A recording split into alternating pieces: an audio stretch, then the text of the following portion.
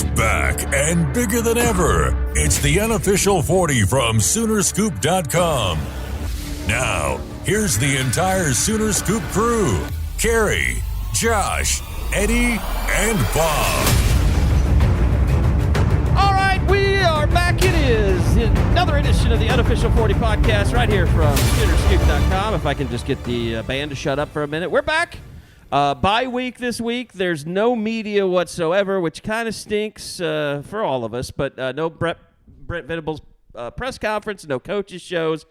So we're left to just kind of watch people paint fences, apparently. I mean, you say it sucks. It sucks. No, it's been glorious. It's been awesome. It's the eye of the beholder stuff, man. Could have worked. It's the eye of the beholder type stuff. It's not too bad. It's not. It's a good reset for everybody. Josh and I have been really busy with just crap that we're having to work on right now. I'm not caught up on House of Dragons, which I'm kind of out on with all the incest. It was fine when they were good-looking people. So are you coming out as anti-incest? Anti-incest between people who are not good-looking. That's right. I could get with that. Like, I understand that. Like when it was Jamie and Cersei, good-looking people, incest, you get a pass. Well, I will have to make these two. That's this aunt or this niece and the uncle. No, I'm out. Neither one of them are good looking. I would have to make the admission that I have never seen. I don't have a clue what you're talking about. Yeah, I've never seen any of it. I understand that I am in the minority on that. So anyway, Eddie would absolutely sleep with Jamie. There's no question. Oh yeah, that's the guy. Well, I don't think I probably would. That seems like that's quite the accusation. After the hand loss, he's pretty much worth. He can only do so much of that. I don't know. Could I get something out of it? Maybe. Anyway, I was just trying to say, here's how just low. I kind of took the day yesterday because we've been doing a bunch of crap. I was just like, I need a day just to myself.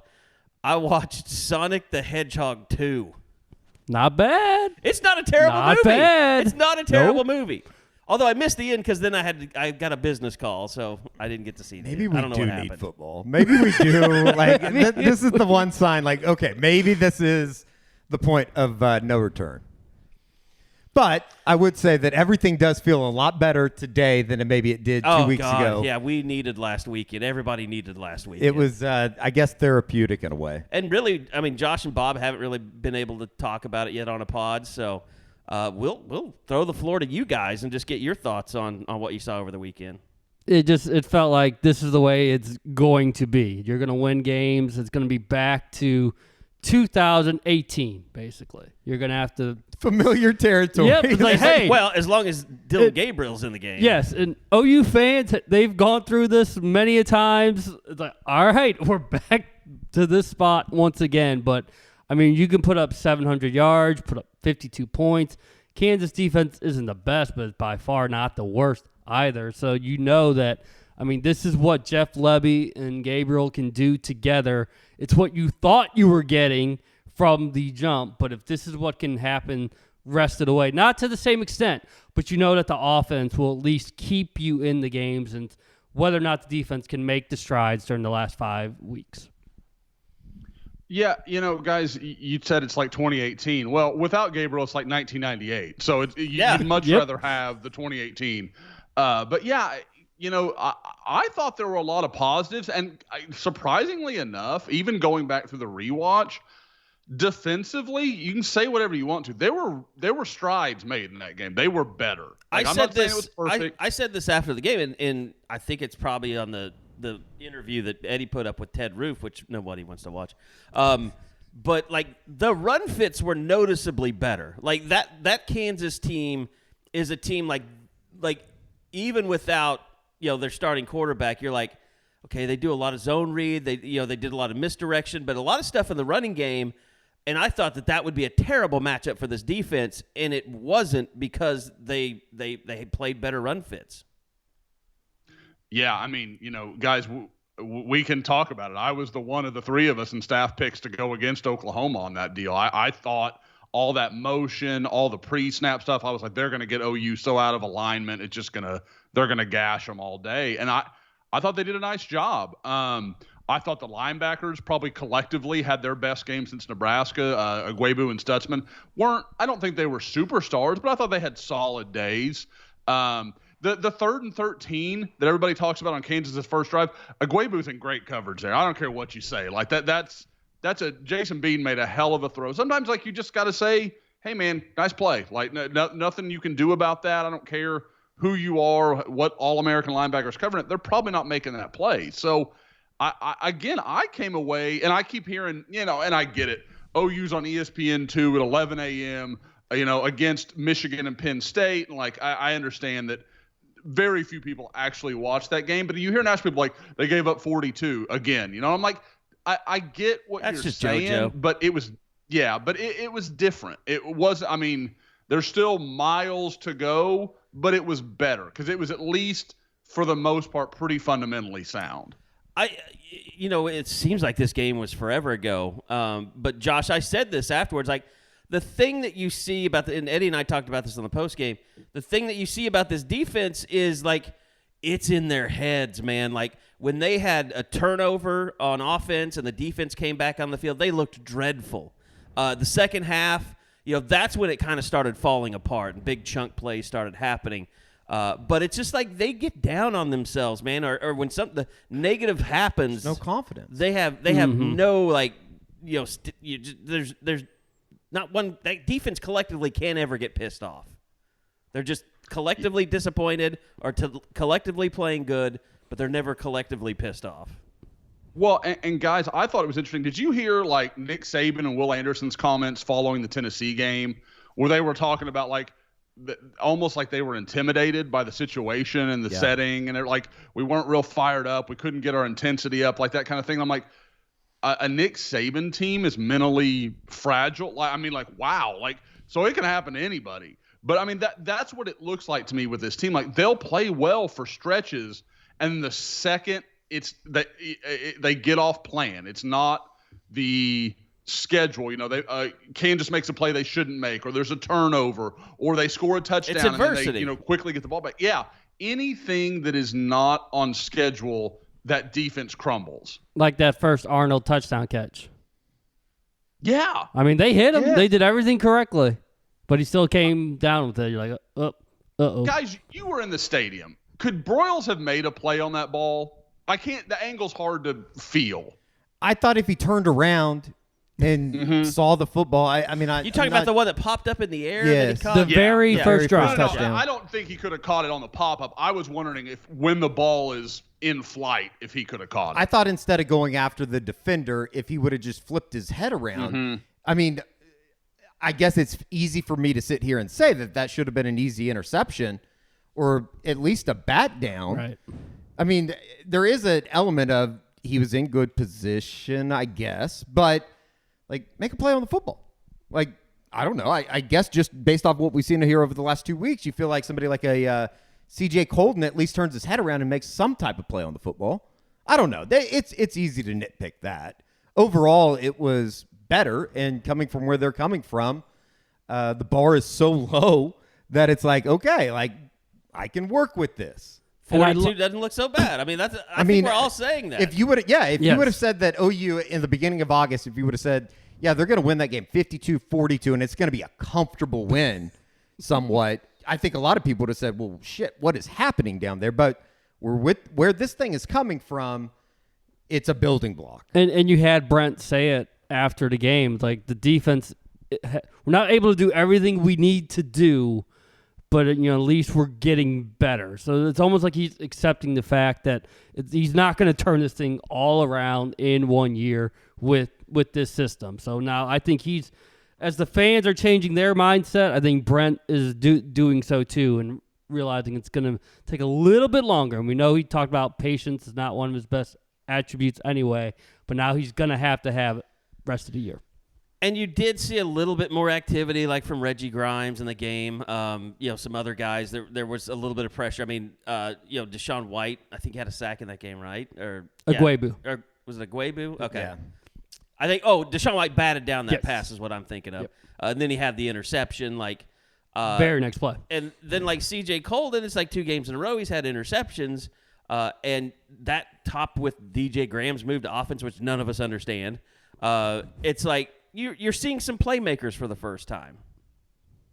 Yeah, I mean, I think that like this, when this thing is where it's been, you just want guys that can A, go out there and execute, B, where they need to be, and then, obviously B, when they are in position, at least give some type of effort that makes you think, okay, this thing isn't completely effed.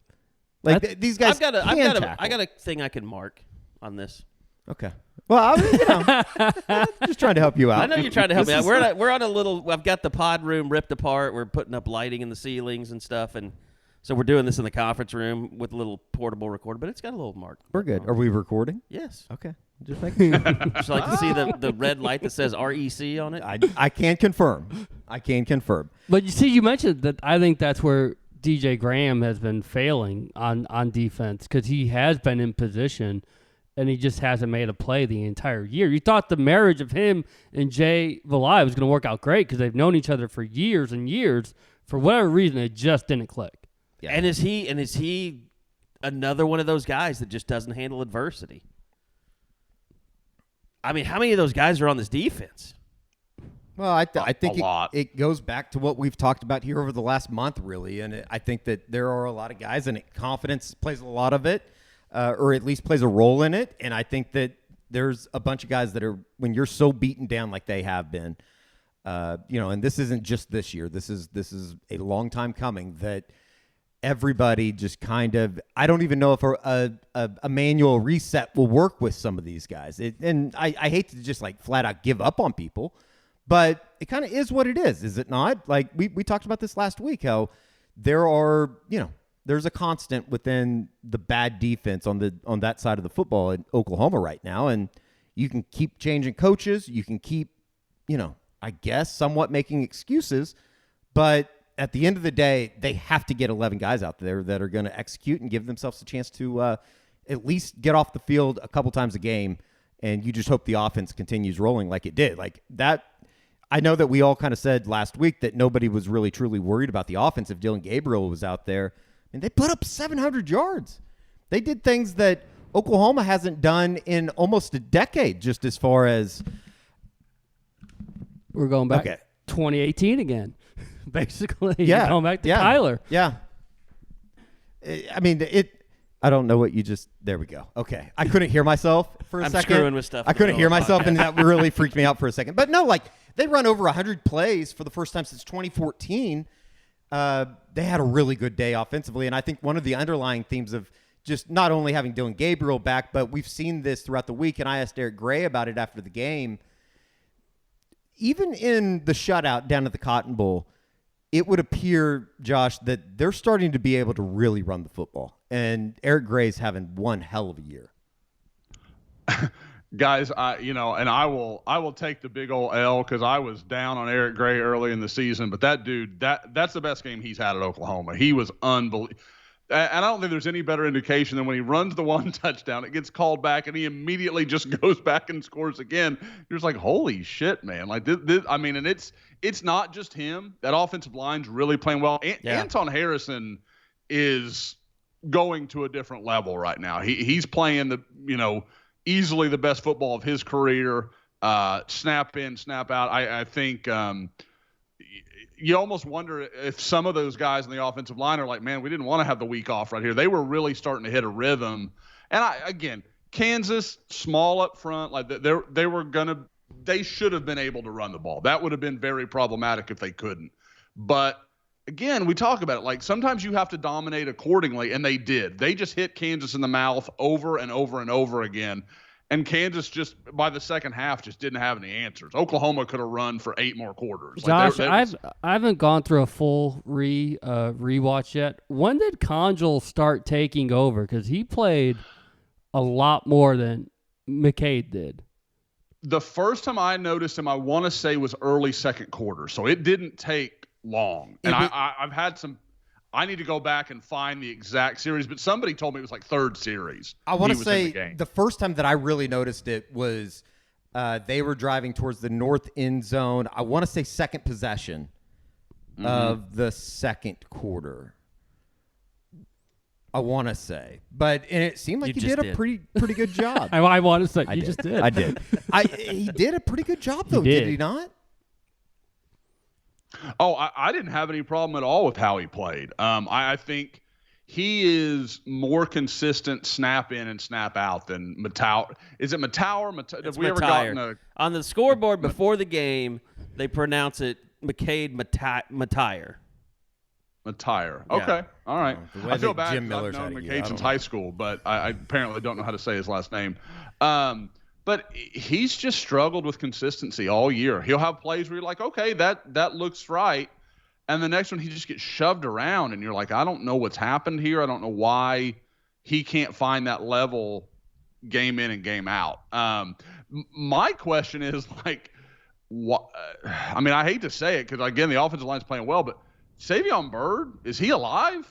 Like, yeah. I don't know, because all you heard in the fall was, man, this guy, like, he's going to be the next guy. He can't get run over Robert Congle. Who was the extra lineman they brought in when they put Chris Murray in the backfield right before halftime? Congle. Was that Congle? Yeah. Okay. I want to say, like, the final possession where they didn't score. Right. Mm-hmm. I want to say it was Congle that came in. Okay. Jumbo package. Yeah. Which, again, like, in a game in which you put up 700 yards, there are still moments where it's like, I love that they went for it. I love the confidence there. You just got to be able to score there. Yeah. You got to clean up the 3 turnovers. Like, that's the type of stuff when you start talking, if you want to get into these close games, whether it be, next week at Ames or, back here with Baylor coming to town or Bedlam, any of these 5 games are, I could make the argument that, you could run the table.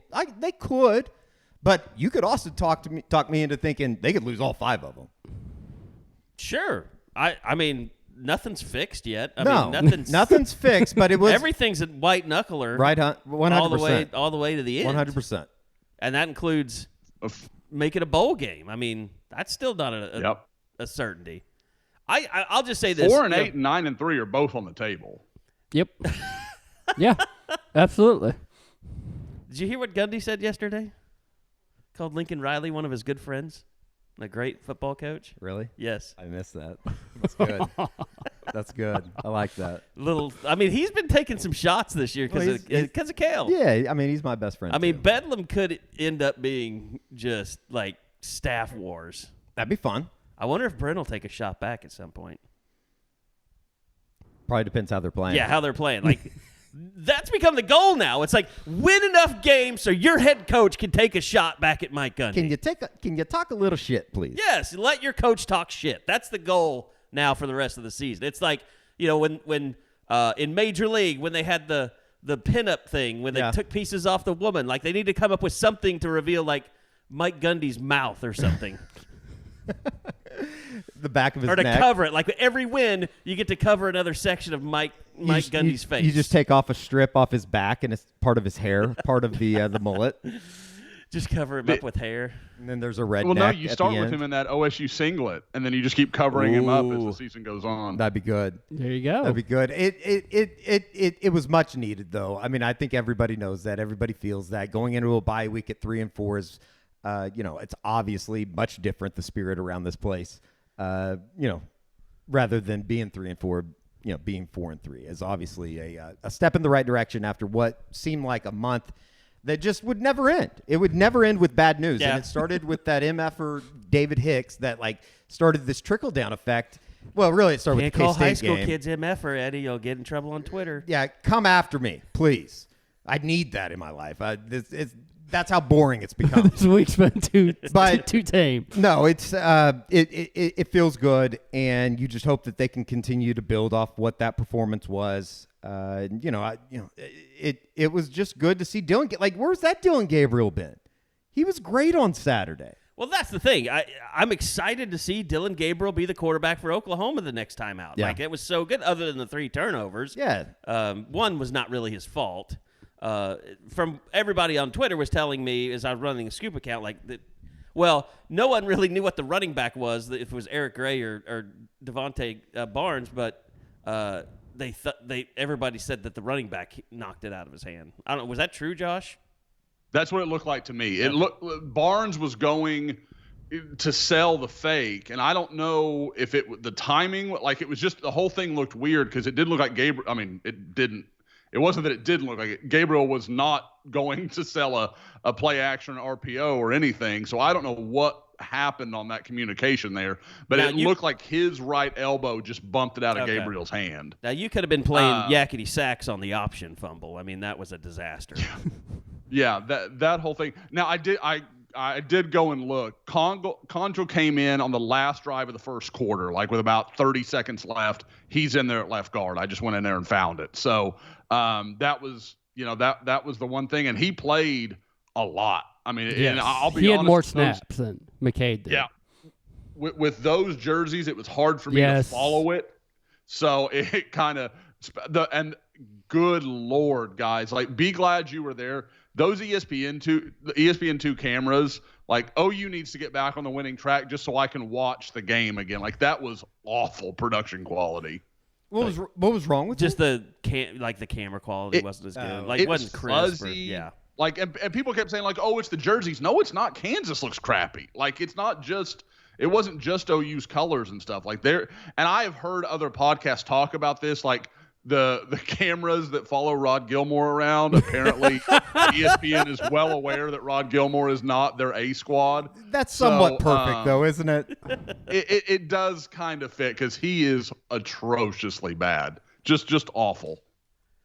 That just shows you how much ESPN broadcasts that they still can't afford to have like great cameras at every venue. Of course, a lot of stuff they lease that out, so it's more on the production company that they're leasing out. Man, those guys climb up on those light stands to put those sky cams up there for that crappy it's like a quality. Wet dream for Brian Kelly. Oh my God.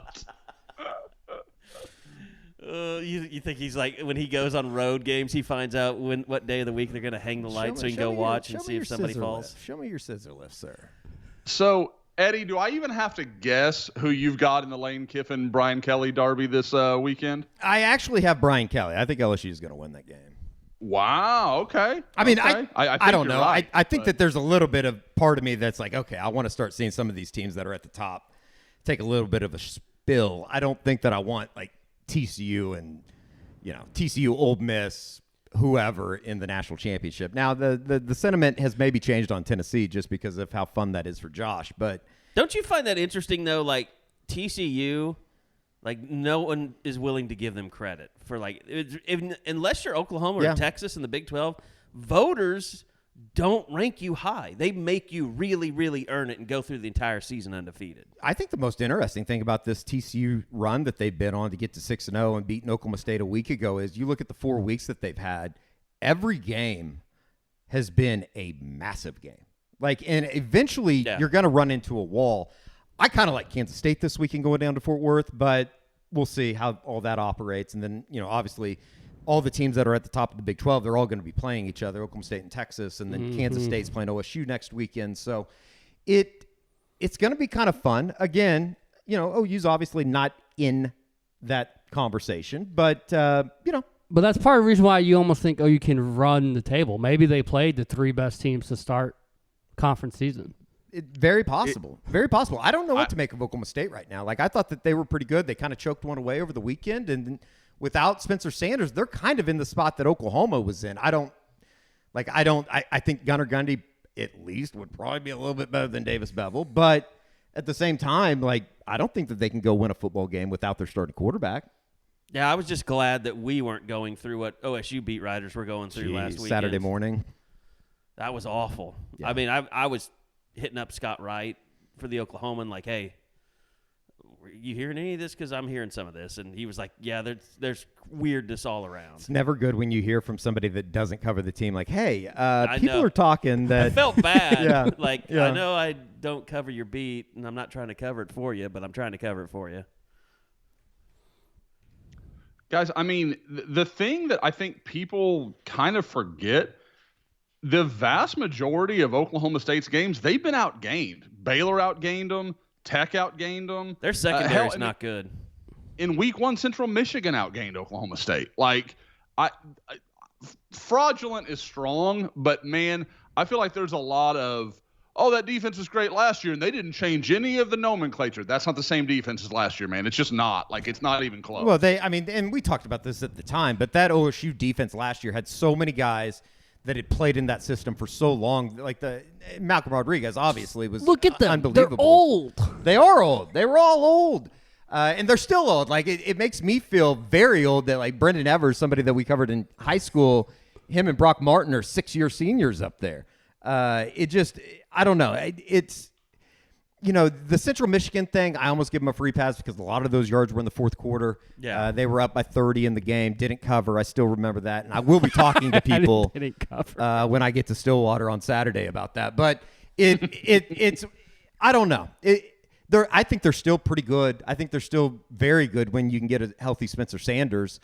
But, we'll see what they do against Texas this weekend, and then obviously Kansas State and Kansas coming up for them over the next couple weeks. Yeah, I going back to OSU, like, if OU can get their shit together, like, OSU's best unit is probably their defensive line. OU's offensive line is getting pretty good. OSU's secondary is bad. Man, this thing has changed OU in a week. has really good receivers. Now we're talking ourselves into thinking that they can be on the same field as some of these teams. Do you guys think OU could backdoor into the Big 12 championship game? God. No, we're not going Let's not going that direction. Let's wait a couple weeks before we get to that conversation. But I do have friends that have sent out scenarios. They have sent out scenarios, and it's like you get to item 13B, and it's like, okay. You need one team to just run the table, and then you need chaos. Yeah. But you need one team to just be so good. And after TCU loses their fourth game in a row. Right. You start working through like, okay, now you need this third team to lose 3 more times. And it's like, okay, well. And even though Kansas State is in 6, we need them to be in 10. And then you need a Dave Aranda last-second field goal like last year because of the point the point differential. Yeah. That's when we should have known that shit was going to hit the fan, when there is a mass chaos in the middle of not Floyd Case, but McLean Stadium. It's like that was the beginning of the end for everything. I'm just going for state championship this year. That's all State champions. God bless it. We'll make shirts. It's going to be beautiful. Yeah. Not a bad idea. Actually, we should make shirts that are orange and make a new website and sell them on that. We can do that too. We got distribution handled. Yeah, we got it completely handled.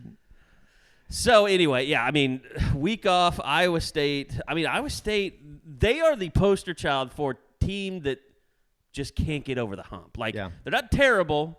They beat Iowa, and then they can't beat anybody else. And everything's been close, though. I mean, and they're kind of like TCU in reverse. Like, they played a tough schedule. They played very good, for the most part, but just can't get over the hump. Like, I don't know, Josh, did you sit around and watch college football final? Like, who else sits and watches that over and over and over like I do when I wake up on Sunday? Can't say that I do. Because of JoJo? I watch it. I usually watch it Sunday morning. Yeah, like that's while what I'm I do. kind of working on stuff. Yeah, I've got it usually on. Just catching what I can. I thought it was funny because they show the Decker, I think is the quarterback for Iowa State. They show his fumble and how they're ripping it out and his knees going down, and they're like, well, see, he fumbled on the replay. And then they're showing the Stanford play where the quarterback fumbles and he's going down and they're ripping the ball out. And it looked like the exact same play. But they're like, see his knees down right there. Like, Matt Campbell, I guess, lost his mind because he thought it was targeting. He did. I did go back after the postgame pod and watched it. It was enormous. There were some language used that I'm guessing he's not using with his 7th grade softball team during the summers, which I still think is one of the most awesome things out there, that Matt Campbell coaches an AAU or not AAU, but USSSA travel softball team. That's awesome. But yeah, I mean, it's. I would say, just Big 12 wise, something we need to talk about is some of the comments Brett Yormark has had down at Big 12 basketball media days. We're up. Yeah, and I don't know what your guys' read on this. And Josh, I think you've posted a couple things on the message boards that would make me think that we think alike, in that he can say anything that he wants right now, but I go back to a quote that he said at Big 12 Media Day, and I think Anwar Richardson from Orange Bloods was the one that asked it, and it's kind of gotten a little bit of recirculation here over the last couple of days since Brett Yormark's comments up in Kansas City, is that they're going to do what's best for the Big 12, obviously, and at some point, if they continue driving this boat that makes you think that they want to go back to the table with ESPN and try to get something worked out, or whoever is going to win those television rights for the new contract, I just don't see any way that they can get to a point where they're going to sign a new contract with Oklahoma and Texas in mind of not allowing them to get out early. I still think that 2024 is the year. I do too. And to me, honestly, and again, I get Brett Yormark's answering questions he was asked, and I understand all that, but to me, the more you say things like this, the more I think like you know something's got to give here. Like there was a point when I thought maybe they could still do it next year, but I think it's going to be 2024, and I think this is all just posturing.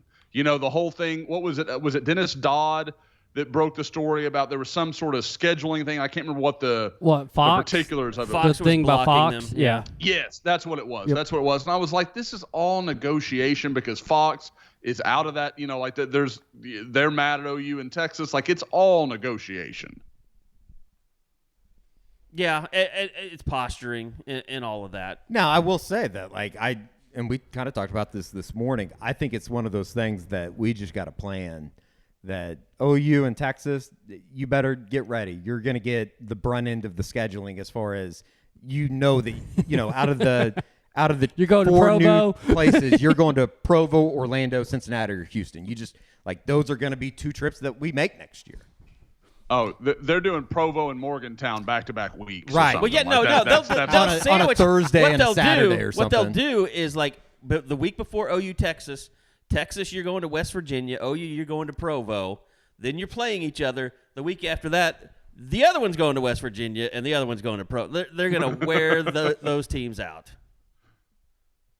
So it's just it is what it is. You kind of know going in. I don't think that anybody should be surprised when they announce the conference schedule coming up in December. I believe is when they said that they would announce the 2023 schedule. That you're going to be making some road trips next year, and people aren't going to be happy about it. You know how else you get ready for the SEC? You eat shrimp. That's right. PrimeShrimp.com. Premium shrimp, gourmet ingredients. You cook it right in a bag. It's unbelievable convenience. There's no mess, no fuss. Less than 10 minutes, and you've got a gourmet meal right at home. That you can check all their different signatures on their website, PRIME-shrimp.com. They've got their signature season, the French Quarter Alfredo, the garlic herb butter, Louisiana shrimp boil, lemon and cracked pepper, which is their newest, and also Simply Shrimp. And it never ends. I mean, they've got new stuff coming out all the time, so you want to keep your eyes out for it. But Josh and I both had this. I'm not the biggest shrimp guy in the world, but I love the French Quarter Alfredo, the garlic herb butter. Reordered them again. So 100% satisfaction guaranteed. It's peeled and packed in the U.S., and it cooks perfectly in any kitchen. You just go right from your freezer to the plate after putting it in boiling water. So go check them out, PrimeShrimp.com, one of our great sponsors here on the Unofficial 40. And use that promo code, SoonerScoop. You'll get $20 off your first order. That's promo code SoonerScoop to get $20 off your first order of PrimeShrimp.com. Guys, the thing that comes up a lot, I think I don't know if it might just be great summer message board fodder. Is it better for OU to wait until 2025? Really have 3 recruiting classes on campus? You really have started your first full class, the 23 class that we're talking about and covering now. They'll be going to their junior seasons, that kind of stuff. Do you think that's meaningful, or is that something a guy like me that gets caught up in recruiting, do I focus on that too much? I mean, to me, I think the way this team is playing, wait as long as you possibly can. Take all the time you need. Yeah. Didn't feel like that would be the case going into the year, but now that you know what OU in 2022 looks like, you're not in a rush to see them get there, even by maybe 2024. Is it crazy? and I guess my opinion on this would probably change in a year's time or 2 years' time, but is it crazy that, like, right now, like, playing everybody within the conference, I mean, the Big 12's good. The Big 12 is a good conference this year. There isn't a team that you just go, that's a win. I mean, for some people, it might be Oklahoma the way that they've been playing. And it's ridiculous, like, that you're talking about 2 Big Ten teams in the college football playoff. I know that's early, but it's not like Michigan's having to beat teams like the Big 12 has to beat every week. Yeah. Guys, part of me thinks like part of that is true, but they're saying the same thing in the Pac-12, and part of me wonders if it's part of it is an absence of many great teams. That's what I was gonna say. Like there's like I don't know that there's that team that, because there's never that reality check. Like, TCU's coming along. Okay, they're playing 2017 Oklahoma, who's going to beat them by 4 touchdowns. Like there's never that like that. Okay, great, you're doing it, but there's that ceiling that you're not going to reach. And I feel like there's 3 great teams, and then Michigan and Clemson are kind of another tier down. And then I feel like 6 through 30 is just a car wash of teams. The most interesting team out there right now, at least for me, and they have a big game coming up this weekend, is UCLA. Like, if they're able to get through the trip to Autzen this weekend, their schedule, it just flat out sucks. I mean, they have Stanford, Arizona State, Arizona, USC, and then Cal.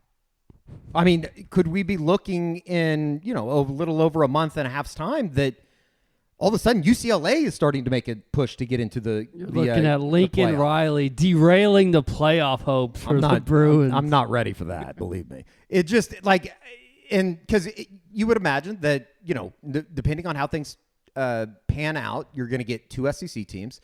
And I think, 2 of those 3 are, I don't think anybody's going to beat Alabama, even with the problems that they have in the SEC West. I'm not taking Ole Miss quite seriously right now. Yeah, so then you have Georgia dynamic's going to be weird. Right. And that's in 2 weeks, I believe, in Athens. And then, one of the Big Ten schools is going to be Ohio State or Michigan. Clemson just keeps humming along. We'll see what they do against an undefeated Syracuse. I think they're going to absolutely murder them this weekend. And then you look back out at the Pac-12, and, I think Kansas State has a little bit of an argument. Obviously, TCU, if they were to run the table, would have a very good argument if they can go undefeated. And, and then a 1-loss Oklahoma State, if they can continue to or if they can bounce back and get back into this. Maybe, I'm not there with the 2-loss Texas. No. It is. Sorry, guys. There's a lot of football to be played. Obviously, we get to this point of the year every year and we start figuring out, okay, who's going to make this push? Who's going to be in the college football playoff? And then we look up in, 3 weeks' time and all those schools that we talked about. Yep. Yeah, it always works itself out. Hey, real quick, if you want to get some premium socks for the old wardrobe, I want to tell you guys about deadsoxy.com. So many Sooner Scoopers know about Dead Soxy. If you haven't heard it, you haven't tried it, you got to do it. Use a promo code SCOOP. You'll get 25% off your entire order. But deadsoxy.com, DEADSOXY. They've been featured in Men's Health, in Forbes, Men's Journal, GQ, Esquire. Everybody loves these socks. And everybody we know that has tried them loves them as well. They got a true stay technology. It's a patented, game-changing technology that keeps their socks in place. Detailed craftsmanship, flat seams. They're buttery soft. I mean, you don't even remember that you've got the no-shows or the boardrooms on your feet. Just light as air fabric quality, and lots of different types. If you need some for work, you got the boardroom. You want something for game day, go check out the team colorways. And if you're out on the golf course or just going around town and you don't want anything to show, get the no-shows. Fantastic socks.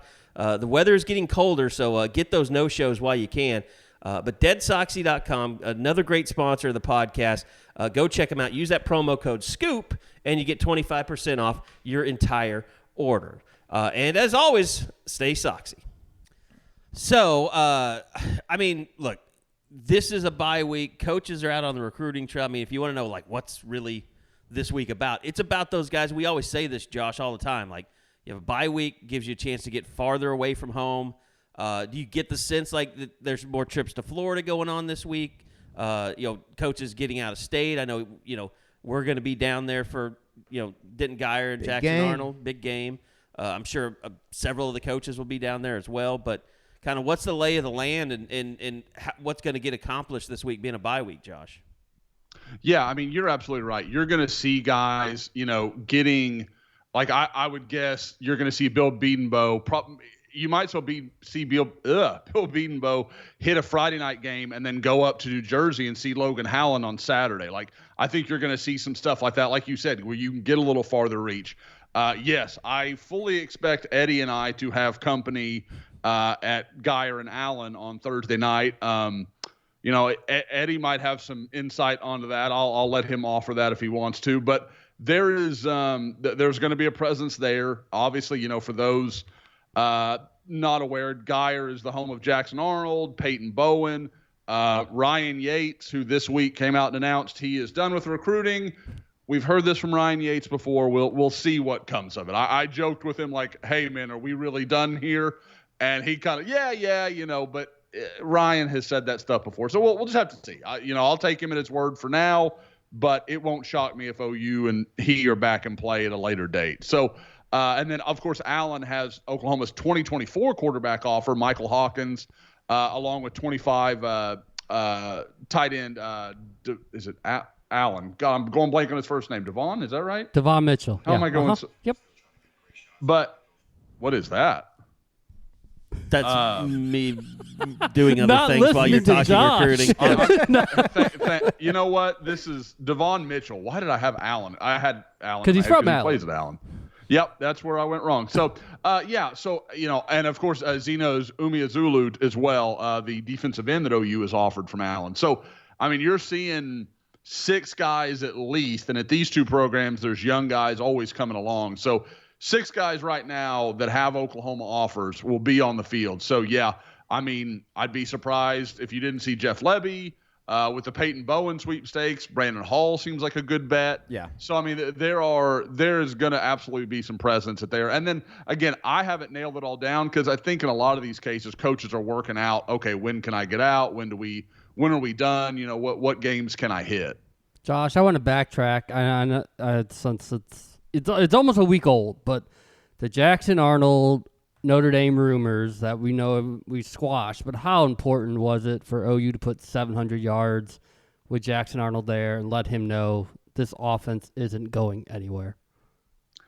I think it was huge. I mean, because it's one of those things that, like, we all know it intellectually that what happened against Texas was an aberration. It was something that we said all season long. This is the one thing that can't happen to OU football, and it's exactly what happened to OU football on the biggest game of the year. It's just it was shitty luck. I mean, don't get me wrong, Texas wins that game anyway. I'm not trying to rewrite history or anything, but like they would have put up a fight offensively, and they had none to offer without Gabriel. So I think people can understand that, but then to see the difference, and I know people say, well, it's Kansas. Kansas played okay against TCU, a team that absolutely lit Oklahoma up a couple weeks before. So it's not like Kansas isn't Kansas. Like it's not the same thing you're used to. So I think it was big for OU. And I will say, talking to Jackson a little bit and then some people around him, I'm not going to say that there's just no chance he would ever go anywhere else. I've never had the impression that Notre Dame would be that place. If it's not Oklahoma, I don't think it's Notre Dame. So we'll see what happens from there. But I don't know if it's Notre Dame people like, oh no, Peyton Bowen's going to reverse field on him and he's going to bring him. Like, that's not going to happen. I just don't, because guys, you want to talk about OU looked bad against Texas. That's what Notre Dame looks like every week offensively. They just got beat by Stanford. At home. Like, Stanford who can't beat any. Plays. The Marcus Freeman experiment might just be that. It might be an experiment. And, God, how does it go Tommy Rees wrong? is in trouble up there. I mean, the Golden's entire in trouble. staff stayed with him. Like, how does it get that bad? I think we've kind of seen that firsthand, haven't we? I don't know like the particulars about Notre Dame's situation, but it does seem like it is a drastic change, and I'm sure that sure Pete Sampson and those guys are probably saying the same thing about Oklahoma. Like, what the hell is happening in Norman? Go ahead. No, I was just going to say, I mean, they've lost to 2 teams that don't have another FBS win. Right. Stanford and Marshall. That's unbelievable. And were on the ropes with a Cal team when we were up at Lincoln. Colorado to storm the field. Just got beat by Colorado. Like that would be lowest of lows. In the month of depression that was Oklahoma football, I think that there was a lot of people that just kind of expected decommits to happen, Josh. And I know that we talked about this last week, just as far as how everybody in the 2023 recruiting class was handling things. You obviously went down to Florida and talked to a couple of Oklahoma commits. The elephant in the room, obviously, is Colton Vasek and his trip down to Austin. Is it? I don't know. I obviously there's going to be worry there. There's probably reason for concern there because of the obvious. But there is like an element that I kind of go, what the hell is the kid supposed to do? His entire family's going to the game. Is he just supposed to stay at home? That's one of the interesting things. Now, I know a lot of people have started what about the policy? Like, Colton Vasek is a really unique situation. Like, it's not like I can't think of many like it. I mean, it's really it would be like, I don't know, like Dan Cody's kid goes to Norman High and commits to Texas. And I mean, I don't think Dan would ever allow that, but if you wanted to go that route with it, and then, but Dan Cody's obviously going to every game, and that, like, it's a very particular situation. And I'm not going to tell everybody out there like, oh, he's sticking, don't worry. Like, man, I think at best right now it's a coin flip. I don't think at worst it's much worse than that, though, because the thing that everybody keeps getting crazy about, a lot of these people that are saying like, oh, he's flipping to Texas, it's just a matter of time, are the same people that thought OU had no chance in the first place. Oh, it's Texas and Oregon. It's Texas and Oregon. And I'm not shaming them, because I listened to what they said and I gave OU almost no credit in that race. So that's on me too. I'll own it completely. But like, to act like, okay, well, now they've got the stuff. What? Where does that come from? Like, it's the same people that aren't clearly the Voseks keep it pretty tightly reined in between him and his dad and his mother and just his direct family there. But I went back and as I was writing the stuff for Woke today, there's a whole bunch about Vasek in there for anybody at home that wants to go read it. And it just, like, the things he said were so definitive. Like, when I talked to him about, everybody was kind of worried about that Alabama visit, he's like, I'm locked in with Oklahoma forever. And again, it's a high school kid. I get it. But I've heard half-assed answers before. That's not a half-assed answer. Like, that's not the same thing. And then a little later, he's talking about when he goes to OU in Texas, and he's like, I'm going to root for OU. He goes, no doubt. I mean, that's my team. That's who I'm pulling for. I want them to win.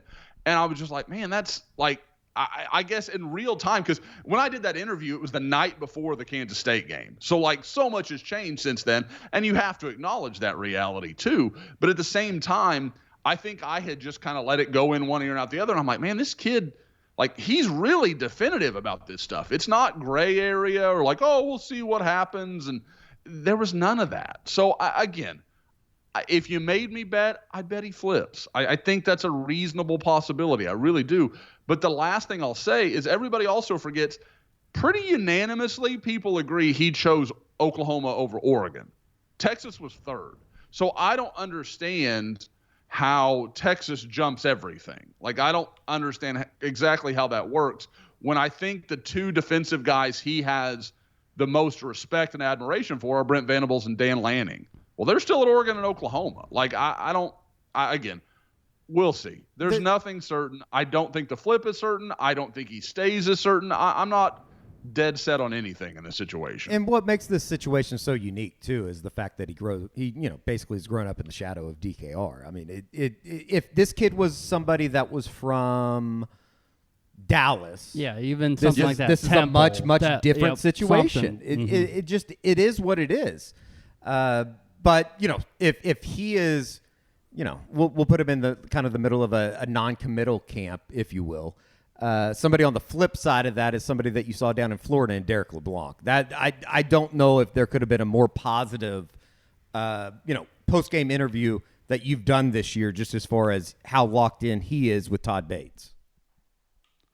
Oh, Yeah, I mean, what I loved was the last question when I asked him, and I'm like, "What do you think?" And it's like he was looking at the camera, giving a testimonial. Like it wasn't like he was talking to me anymore.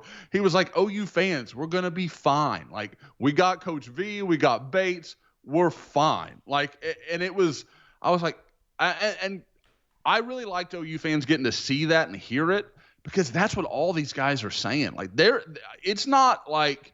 When I talk to them, it's not, okay, they're saying the right thing, but when I'm hearing their words and the way they're saying them, it doesn't come off right. Like it comes off like, oh, yeah, I'm all set. Hang on, I got to pick up the call for Georgia here. Like that, it's not like that. It's fine. We're going to be fine. They're very calm about everything that's going on. And we're, even before the Kansas win, even after Texas, almost unanimously, they were set. Anthony Evans, who could go to Georgia, who has could go to A&M, who is desperately in need of wide receivers in the 23 class. Like he acts like he's set. Like there is nothing on his mind at all. So, LeBlanc was like, I don't know, it felt like a breath of fresh air. And Lewis Carter as well. I mean, we'll get into that in a second, but I thought both those guys really had good, strong messages for OU fans as far as where their commitment was. You know, the night after you talk to LeBlanc, he ends up in Norman visiting, and they roll out all the recruits that are in town, and, you know, they're out there for the pregame and all that kind of stuff. And I saw somebody talking to Todd Bates. I was like, who the hell is that? And then I was like, oh, that's Derek LeBlanc. Massive human. And Eddie, like you've watched a lot of those guys in that scenario, you know, like in their t-shirt and shorts and that kind of stuff. He's a unique body type. Like I keep trying to explain it to people. Like he is so long armed. Like it's that's what you're like when I look. If I Isaiah Thomas long armed, would that be like that? Yeah, but. But so much bigger. I mean, he's like Isaiah's size as a senior. Right. Like he's and again, they're going to play different positions. I think Derek LeBlanc's going to end up a 3 technique, but people like with Grinch, it was all so well known. Like, okay, they have to be the certain height and they have to have the certain speed. Like it was very kind of plug and play as far as who they were going to recruit and who they were going to identify. People have asked me, like, well, what are the patterns you see with Venables and his staff defensively? The only constant I have seen is length. Like, all the guys are long-armed, long-legged. Like, they run well. B, they can keep, blockers away from their body. Like, I see a lot of length. And that's the thing that sticks out to me. Because even, Lewis Carter, who's 6 foot, like, he's long-armed for a guy his size. He's just not overly tall as a kind of cheetah outside linebacker type of guy. Sticking with Carter, I mean, the first time you got to see him too, what were your thoughts? And just what were your thoughts about Derek too, just in terms of, I know people are going to get obsessed with rankings and where they've been at. Do you foresee any changes perhaps going down the road? With LeBlanc, it's tough because they were playing a wildly overmatched opponent. I know people would say, well, why would you go to that game? Well, it was the one weekend where I could work out, where I saw 2 guys on a Thursday and Friday. In Florida, they most of the stadiums are at the high school, so they're not having to share these big complexes like you see in Oklahoma and Texas and some of these other places. So Thursday games are a little more rare in some of these areas than they are, like I said, in Oklahoma, Texas, and the places I usually am at games. So it's just kind of the way it worked out. And I don't pretend to know Florida high school football so well that I could be like, oh, that's going to be a great game on Thursday. So it was a little tough to gauge him. But I thought he was, just watching him really through drills was where I got more out of what I saw him doing, just kind of warm-ups as they're going to get some stuff. He's got a ton of upside. At the same time, I can see why he's ranked where he is. Like, I probably couldn't go any crazier than, like, top 225. Like, just because I didn't see enough. And in the game itself, like, again, I know why. But, like, his motor wasn't running real hot. It's not like I could be like, oh, my gosh, he was playing trash, but he dominated. Like, he didn't have to do much. So I think he's okay where he's at. Certainly no reason to be like, oh, he's got a drop or anything like that. Lewis Carter, I think we've got him ranked about right because his ceiling is probably a little bit limited. Like, he's not the biggest guy on the planet. He's not real scheme diverse. He couldn't just go play Mike linebacker anywhere or anything like that. But dude, that guy is that's a Brent Venables guy. It's a football playing dude. Kerry, you talk about football players. Lewis Carter's a football player. Like, Eddie was the just quarterback goes. We were just in here the other day. And Eddie just looked up and he goes, "Man, Lewis Carter's really good." Yeah, like but there's just like certain plays that you sent back, Josh, that is, you have to have an instinct and a timing. Like the one of the first clips of the game when he shoots the B gap, and you talked to him about this on film or on, we have it up on YouTube in the post game interview. There's little things that you go, that's not taught. That's just basic instinct and understanding of being able to go find the football. I think there are two things defensively in football that, don't get me wrong, you can get better at them, sure. But the guys who are elite, they have them or they don't. And I think you can blitz, and there's certain guys that they just have a feel for it. Like, and I don't know how to explain it.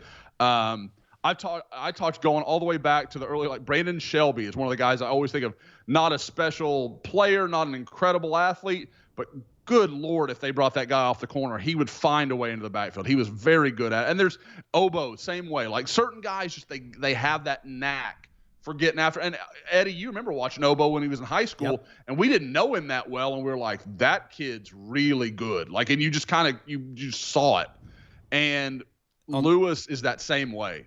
He just has a great feel. I'll never forget, that was the Houston trip from hell where it just rained for legitimately the entire week that we were down there. And I don't mean just rain. It was one of those Houston rains that it felt like from the moment I got in to Travis County, it poured. I think we had one day where we were supposed to see 6 practices, and I think we saw 1.5 because there was so much damn rain. And I was so excited we were going to see all these guys.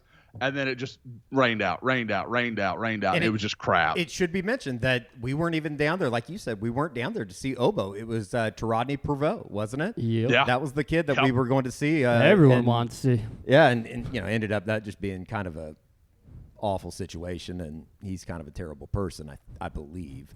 But, it was – you do have to have a certain feel for it, and – I'm going to give Brent the benefit of the doubt that he's going to be able to go find these types of guys. And those are the guys that, I think here over the last couple of weeks and the last month, it's really come to the forefront that they need those types of guys within the program. Yeah, and not to belabor Obo, but he was the 5th guy on that team. It was just not he was such an afterthought and has clearly been the most productive guy of that whole crew. So sometimes that stuff just works out that way. But back to Lewis Carter, so they lose their starting quarterback, who's a good player, probably going to end up as a good group of 5 signee, maybe Florida Atlantic, UCF, something like that. UCF's no longer group of 5. I guess I should be, don't want to upset Brett Yormark there. But there is, and so he goes out, and their coach, and guys, I want to say this. It is amazing to go to these places where there's not constant media attention for the high schools. They're so damn appreciative you showed up. I had 3 different coaches hey, man, thanks for coming, blah, blah, blah. The assistant athletic director comes over and he's talking to me. It was they were so grateful, as to where in Texas they're cool, you're the 37th media guy coming to this game. Great, We'll see you there. They couldn't give a crap. And I don't blame them. That's not on them. I understand the coverage is just so different. But in Florida, I was the only media guy at 2 different high school games, and they couldn't have been more glad I was there taking pictures and shooting video and all that stuff. But so they walk over, and they're like, Lewis is going to play quarterback. And I was editing some pictures. I'm trying to finish real fast. And so I jump up, and literally the second I get my camera on him, he runs for a 30-yard touchdown. Then they're just running basically wing T. It was real straightforward. They're we're not going to be complicated here. We're just going to run the ball with Lewis. I think he had 4 carries for 83 yards on, in the start of the second half, and then they just kind of ran the clock after that. But he's a guy that it wouldn't, I kind of wonder if next year, maybe you see Jaron Canick like gets big enough, maybe he moves and plays linebacker next to Stutzman. Maybe you put a guy like Lewis Carter at Cheetah. I think he'd make a lot of sense there. There's a couple guys in the recruiting class, Eric McCarty, Caleb Spencer. I could see a lot of guys filling that role and then kind of seeing what they grow into. We're kind of at the midway point. I think for a lot of high schools, they're kind of getting towards the end of the high school season and getting ready for playoffs. Is there anybody within the 2023 class that, and maybe this is unfair to ask, but you thought, yeah, nice player. We'll see when he gets to Norman, that now that we get halfway through or we're getting through an entire season where you go, holy shit, this guy might be somebody that we didn't really think that was going to be a maybe impact guy immediately, that maybe could be somebody that steps in as a freshman? The guy that comes to mind is a guy that you and Bob saw. Cade McIntyre is having an unbelievable year. Every time he had 6 touchdowns last weekend. Every time I watch that dude, he's doing something. You're just like, holy crap. I mean, it's Nebraska. I know he's not playing elite competition, but like I said earlier, he's dominating accordingly. He is so clearly the best player in every game he plays. The only other guy I would say, and who's very different talent perspective as far as competition, is Keon Brown. He's not he started off really fast. He's kind of cooled down a little bit, but man, when he makes a play, it's like a 75-yard spinning, tackle breaking touchdown. It's never easy. It's always incredibly impressive. And then you throw in that, we saw him in person, guys. He's huge. Yeah. So you talk about, maybe he's a guy that could come in and maybe fill a role for Oklahoma. I don't think he's going to be refined enough to really be ready to go from word one, especially now. He will be enrolling early. That is the plan. So maybe he could surprise. But and really, that's the other thing that's crazy is how many guys are enrolling early. We've got it listed right now as 14 of Oklahoma's 22 commitments are expected to enroll early in January. So they're going to get there early, and some of these guys are coming for jobs. That's just kind of, and I think that, this isn't just an Oklahoma thing. I think just nationally, if you're not attempting, in most schools, I understand, there are some schools out there, you've been in this situation before, where you just can't. You can't graduate early. They don't give you the ability to do that. But it seems like for the most part, if you're going to play at a big-time program, you need to get in January. You need to get in, and especially if you want to try to play as a freshman, you need to get in and learn the system, go through the kind of the rigors of learning how to be a college student. Yep. And then you can get into your summer, and then obviously it's not that fresh start that you're looking for, if you were to be enrolling or just arriving in June. Oh, there's no question. You look at the guys that are, that are making an impact now. Jaden Gibson came in early. Jake Taylor came in early. Gentry Will, the only one that is our Mason Thomas. That's the only person who's making an impact that didn't show up for the spring practice. And I guess I don't know his situation, but maybe if they would have recruited him early enough, he might have been somebody that tried to graduate early. Although his high school is a Catholic school, and I know that there are some things that you can't, you just can't graduate early because of some of the, I guess, stuff that you have to do just from a Catholic school standpoint. I don't even know what it's called. And a lot of private schools, Eddie, I know Logan Howland. Logan Howland would come early if he could, but he's at that prep school, the Hun school, and they can't. That's not the way the curriculum works. So you get a lot of situations like that. I know a good example is Danny Stutzman. Not exactly an example of that, but Danny Stutzman is a situation not unlike who was it this year? I'm trying to remember. But we'll just use Danny because that's a perfectly good one. Is Heath Azida. He's the one that almost identical situations where they committed and then they started looking into it. And basically, if they would have committed about a week earlier and asked the questions, they could have gotten what they needed to done. But they committed in June, and there wasn't time to make up some of the coursework they needed to. So, you get that sometimes where it's just the reality of life. These things kind of happen. And Heath is a really good example because he didn't know he was going to commit early because he didn't have an Oklahoma offer. But as soon as they were in, he was done. And then they started looking into it, and it wasn't possible for him. Yeah, and Josh, we're talking about maintaining the 2023 class. Let's see about adding. I think there's someone making an announcement Saturday, but I think we've sort of backed away from thinking Malachi Coleman's going to end up being with the Sooners. So maybe touch on that. And then the two big official visits from last weekend with Caden McDonald and Tassili Kana. Yeah, Malachi Coleman, it just seems like OU just went their separate ways. And, it's one of those conversations like that we talk about where, Brent talked about, recruiting your own problems. I'm not saying Malachi Coleman's a bad kid. That's not what I'm getting at. He ran into a few headaches. We talked about some of it back when you guys went up there. I think he's a fine kid. I don't think he's like a bad seed or anything. I think it was just a matter of, if this kid's going to – are we going to put all this effort into a kid that may go to Nebraska regardless? And B, if we do get him, if we do surprise everybody – is it going to be a problem for us? So I think there was just some math there that was done that kind of said, maybe that's not the route we want to go. Plus, I don't know about having the full monopoly of tight ends from the state of Nebraska. I don't know if that's something Jason Llewellyn may have to leave the team if they go that route. I don't know what they're going to do. So, but yeah, the two official visitors, you talk about the team getting a shot of life when they needed it. Those guys, Tassili Kana, only becomes more important with the Colton Vasek situation. But they've people are kind of like, oh, they're making him a priority. He's never not been. He has been a guy that Brent Venables has been very active with. He's been a guy that OU has been very serious about since very early on.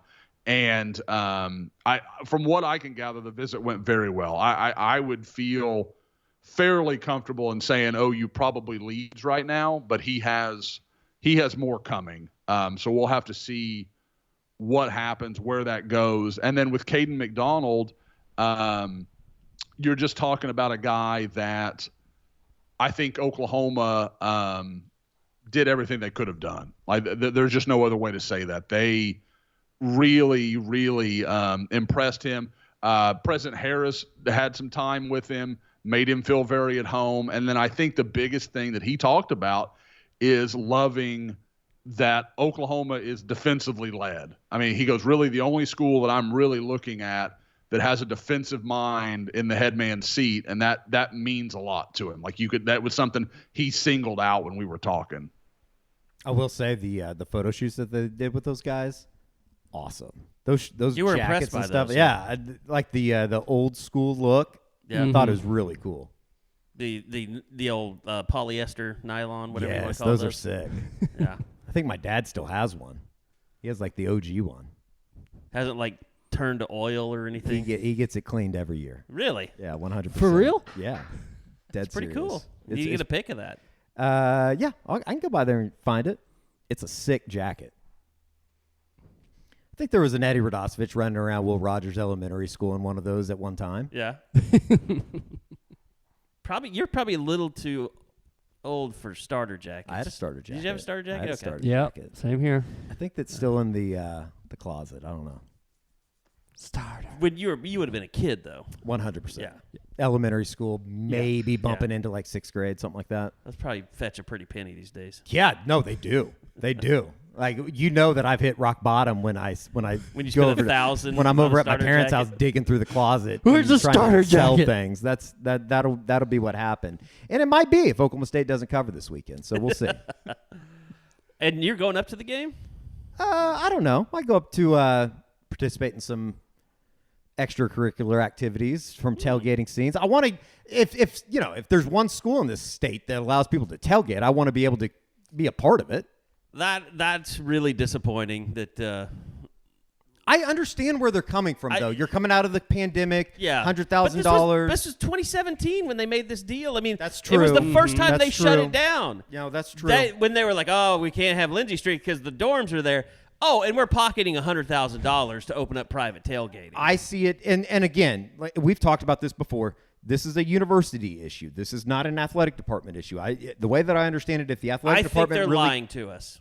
That it is the athletic department? I think the athletic department could push for that if they wanted. If they really wanted to. That's probably But they have no. But I don't think the motivation athletic department, to do so when they're selling $700 tailgating packages. And that's part of the problem is that they offer this, this fake tailgating package, and which, by the way, they don't even clean up until the next day. People buy it though. So they're selling it. The people that actually come and set up their tailgates, they're gone when you leave the stadium. Yeah, 100%. They get that stuff out of there. So don't tell me about. But that's part of it's the a selling. mess and you can't clean it up and I'm sorry, but the people with the private tailgates, they weren't out there picking them up until one.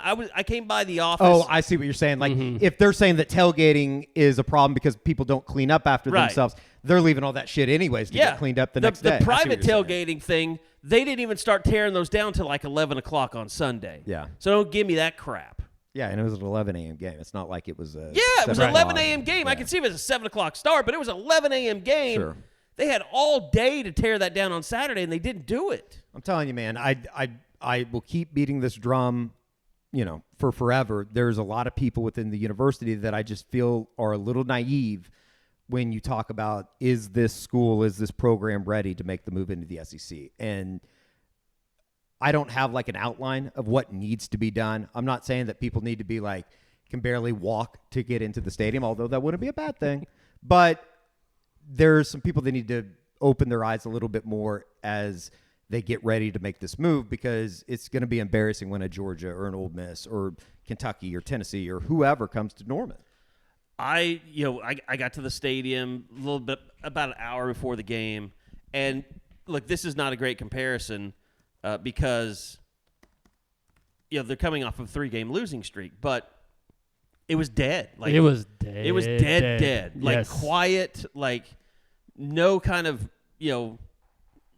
atmosphere outside the food truck line. Some of them didn't even have people waiting in line for food. Yeah. And again, I will say, and we said it on the postgame pod, Kerry, for an 11 a.m. game against Kansas, I thought the crowd was pretty good once everything got going. Yes. And that was the good thing for recruiting, knowing all those recruits there. It was yes, the corner of the northeast or northwest end zone was kind of empty, but it filled in. As soon as the game started, everything filled in except for the very top of the student section. But, it was another sellout. You don't have to worry about that now. The streak will continue. No, I'm being I'm looking for things.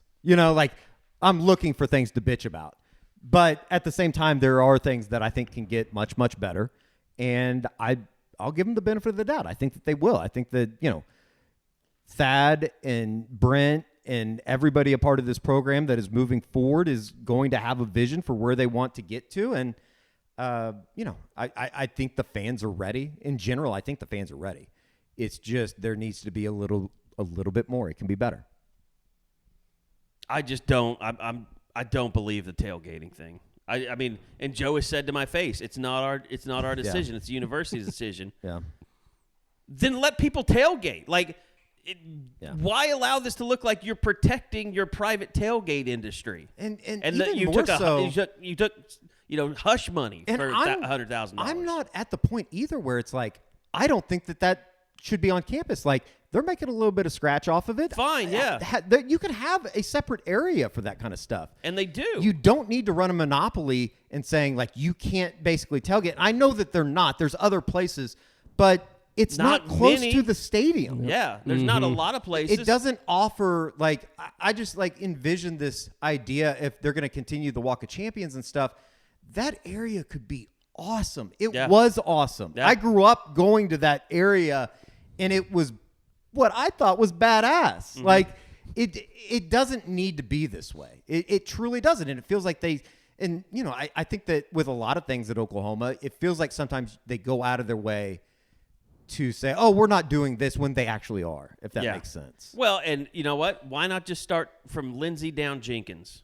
Just have a test program. Just let people tailgate on that side. Right where the buses pull in for tailgated champions. But God forbid some whatever. I was going to use the women's soccer team, but God forbid somebody on their recruiting trip sees somebody people smoking drinking beer. Yeah, like welcome to college. It's kind of like the cussing thing that people always got onto us about. It's like, sorry, it's 2022. People talk differently. I know I talk differently than others, but that might be a bad example. You act like the cuss words weren't invented until like 2020. I think that people talk differently now than they did maybe 10 years ago, and just within conversation every day. I grew up with people cussing. Yeah, same here. Well, you guys grew up around a bunch of sinners is what you guys did. There's no doubt. There's more avenues to get it out. Sure. Podcast. So that might be it. So social hold on. media. That might be it. Hold on. Cussing is no longer a sin? Well, I'd have to check with the archdiocese on that. I'm not positive. Everything's going so well right now that I'm just kind of keeping my head down. We do have, guess what? Josh is not going to like this, but basketball is on the horizon. You have Big 12 Media Days going on. Bob, unfortunately, did not get to hear Porter Moser because he's doing it during our podcast. When recording. we record next week, Bob, we will have had an exhibition game as you apprised me of the situation. Yes. Next Tuesday against UCO, right? Against OCU. OCU. Yeah. See, I'm going to be there. I just don't know who they're playing. But yeah, I mean, looking at highlights, what Porter talked about, really the same stuff that we asked September 29th. Didn't think anything groundbreaking was going to go down. And it's just, it'd be nice if we could see a practice before the exhibition. Not sure how that's going to work out. Just how Bamasil and Grant Sherfield are working together, how quickly those freshmen are going to become prominent members of the rotation. I think on paper, like this team more than last year. But what does that mean in the grand scheme of things within the Big 12? Like, you could be better the next year, but the conference is better, so you don't make any steps. But, yeah, so we'll get the only exhibition game next Tuesday night, and then they'll basically take almost 2 weeks off because they don't have their first game until Monday after Baylor weekend. Now, let me ask you, we're getting back to the 4-game redshirt in football. What is basketball going back to the way it was, or is it still wide open? You can play and transfer and all that. I mean, that was one thing that was interesting this week that came up. Josh, we were talking about that the other day. Like, the transfer portal is now the day for 45 days after they announce the bowl matchups. Correct. And then there's another 15-day window from May 1st to May 15th. After spring practices are over. But if your coach gets fired, you have like a 30-day window to enter the portal. Which we've seen at Wisconsin here as of late. Mm-hmm. Yeah. Which was kind of weird. They had one guy that came out and said he was in the transfer portal, and Jim Leonard came out and was like, no, he's not part of the program. I think it was the offensive lineman from Michigan. It was like, we kicked him off. There was a huge recruit for Wisconsin. He was like a borderline 5-star kind of thing on where you looked. But no, I mean, I think that's just one of the things that kind of escaped me. But like, we're getting back to normal again, and they're getting their arms around this a little bit. I mean, next will be controlling NIL a little bit more maybe. But like for basketball, is it still like so many % of the games? I mean, I still think it is, but the thing that Porter stressed last year is like we're just not in a position where you can do that anymore. And I look at this year's class, he wants all those guys to be playing. And so I just like redshirting is just not going to be in the vocabulary. Like Jalen Hill is that rare 4-year from the same program. That just it doesn't happen. So why would you save anyone? Because maybe 2 years down the road they're going to leave, or if they're really good. Seen it with the guys they didn't play, like they left. Like it's almost like if you're not playing, these kids are going to go in the portal because they get frustrated with nobody wants to redshirt. Exactly, and you look at last year's, how hard it was to try to keep Bijan Cortez, CJ Nolan's like, come on, guys, just stick with it. We're not giving up on you. We know it's rough. You knew it's going to be rough going into this conference, but if you just give it one more year, we're like Alston Mason's like, you know what? If we had to pick and choose, we'll take Bijan and CJ, and if Alston's got to go, then that's one of the things that we'll have to have happen. All right. By the way, Soonerscoopstore.com, back open for business. Well, we've been open, but now people are buying things again.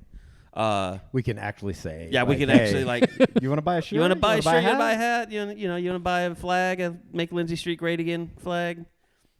It's a good time to do it. We do have a couple of those left. Come swoop them. Yeah, we've got some of the. When they run out, they'll be gone. So you want to make sure you get in on that. And we've got the T-shirts are fully stocked. I believe the wagon shirt will be back in stock soon. I got to check with the lawyers one last time. Dub. Got a dub in court. We never had to go to court, but it makes the story a lot better, though, doesn't it? When we're talking about legal things, I don't want to leave anything open for interpretation. That's fair. So anyway, yeah, but support Eddie Radosevich. Go get your Make Lindsay Street Great Again merch.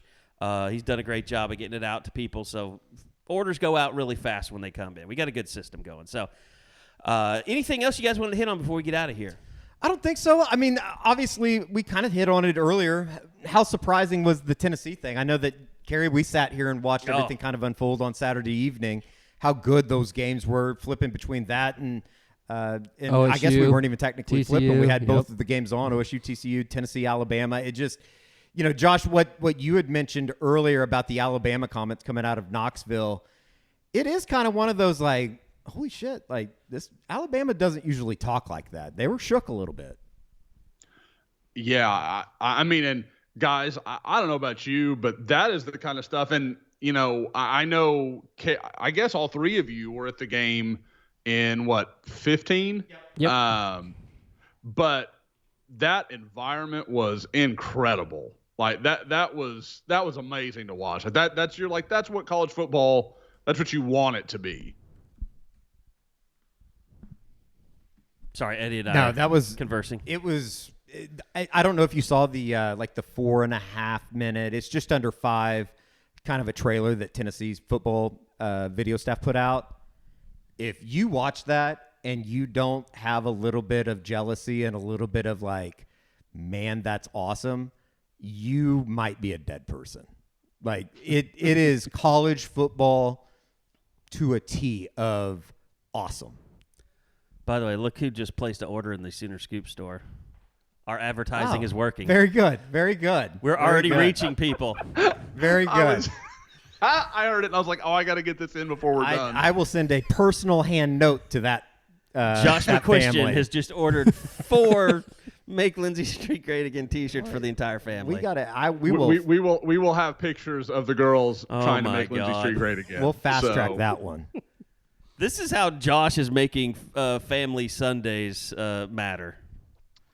Exactly. Bonding over dad's. You got to wear these all to the zoo when you go next time. Exact. I mean, we've got our family trip coming up for long. Now, we'll wear those around Oklahoma. Jared sent me photos of his trip to the zoo for Halloween with his daughter all dressed up and everything. She was a witch, and he was a vampire, and Martha was. I can't remember what Martha was. Anyway, you guys Bob. You got plans like that? We're going back and forth on so many ideas. We only have a week and a half to figure it out. So many that we're just. It is? I've never heard Bob that stressed out in my entire life. That did. Bob sounded very down about that. Man. Halloween beats down the Prisvillos. We don't know if she's gonna go the princess route, if she's gonna go like Bluey, or she's gonna go like a gorilla. She loves gorillas right now. We have so many different options. We just have to pick one. Big animal phase. I hear you. Yes, huge. I've got a vampire, and then I have Lainey is going to be a vampire, and Layla is going to be a robot, which is the funniest costume I've ever seen. It's amazing. And she talks, she does the robot. I've been teaching her how to dance like a robot. And we do Scoop the HD content there. I might need to. You might need to bring them over to Allen on Thursday. It is truly outstanding. But now I will say, now Bob, do you get in on the outfits? Are you made to dress up in costume? I would. I don't think because Halloween's a Monday night, and that's our interview stuff. I think I'm gonna have to pass this year. Come on, I'll let you dress up for interviews. Yes, I think say Bob. I would dress up for interview, but I wouldn't be able to trick or treat with Pearl because we're gonna be there. Will you let me dress up? It depends. Yes. We're gonna have to. Whoa, hey! Whoa. You want to think that over? You don't know what he's gonna go as. Oh, the content alone. I mean, as Brent and the OU security escorts him from the complex, will maybe I dress up be like worth a it. cop. Just have a camera on him. Put on a yellow shirt. Soonerscoop.com security guys was removed. One of the yellow shirts from the game. What, like one of the security guys? Yeah. No, I had a funny comment, but I will. You would have to bleep it, and I won't. Michelle Herman. No. I'll tell you afterwards. Unlike a lot of I don't want it to get. I don't want to have to get it bleeped, and then it's just a big dut. Everybody asks you everywhere you go what you said that got Yeah, bleeped. and then that'll eventually get me canceled, so I'm not going to say it. Good. I'm proud of you. And I would be stealing somebody else's idea, but I do think it's funny. It's a dead person, isn't it? No, but this person might have killed somebody. Oh God. It's not OJ. He was innocent. Yeah, we're not doing blackface. I'm not doing that. I'm not crazy. Well, we haven't had it. Is this racist segment in a while? So that's exciting. We got brought back an old favorite. I did. I was. Eject. I was building our light stuff in the pod studio, and it was from China. It had like Chinese writing on it all of a sudden. And then I got a craving for Chinese food. I ate it that night, and I wondered if that's racist. No, I think a good Chinese buffet trip is well worth the time, even though it doesn't sound like this was a buffet situation. They used to have a really good buffet here in Norman. What was the place over off of Robinson Crossing? Yes. That's over here now. But It's on 12th. It wasn't a Panda Express. It was like Panda Garden. Panda Garden. That place you could go in for like $15. It's like all you could It's eat. still here. It's still there. Still the same. Yeah, Well, it's just on 12. It's not the same. It's nice. And there's another one on the other side of 12, like Golden Dragon or something. It's really good too. Love that place. The guys, should you ever, I don't know if you're going to go down and cover Colton Vosick here at some point.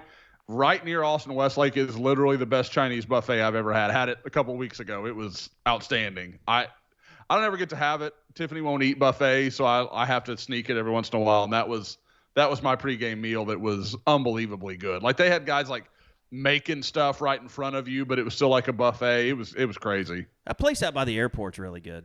That's got Mongolian barbecue in it. The airport. Like Oklahoma City Airport? Yeah, right there on Airport Road. On the other side. I don't know. I don't think I've ever been really there. good. It's total buffet. Well, I'm starving now. I am too. All right, that's going to end it. We appreciate it. We'll be back again next week with more football to talk about. No Eskridge Lexus postgame podcast this weekend. So we will be back. Thanks to Dead Soxy. Thanks to PrimeShrimp.com. And we'll see you guys next week for another edition of the Unofficial 40 podcast from Soonerscoop.com.